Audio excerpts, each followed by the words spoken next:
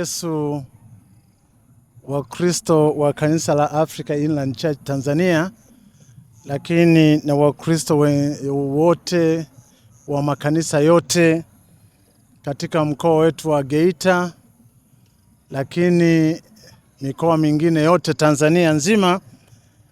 Ninapenda nitoe salamu za Christmas, kwamba Christmas ya mwaka huu lazima watu wa Mungu tujiandae kuifanya kuwa ni Christmas ya kipekee kabisa.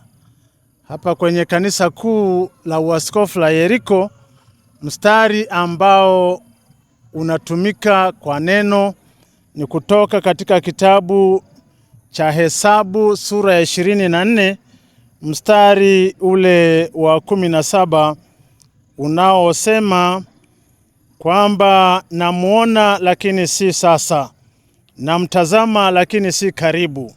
Nyota itatoka katika Yakobo na fimbo ya enzi itainuka katika Israeli, nayo itapiga pembe za Moabu na kuvunja wana wote wa Gasia.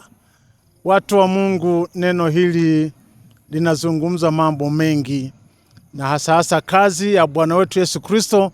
Anapozaliwa duniani anakuja kufanya kazi kamilifu.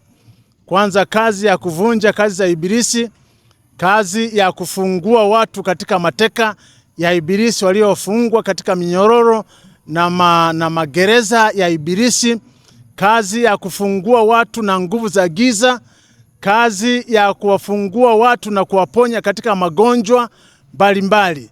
Christmas ya mwaka huu, mpendo wangu, hudhuria katika ibada, naendelea kusikiliza vizuri neno la Mungu, na muombe Mungu kwamba Yesu amezaliwa kama Mwokozi.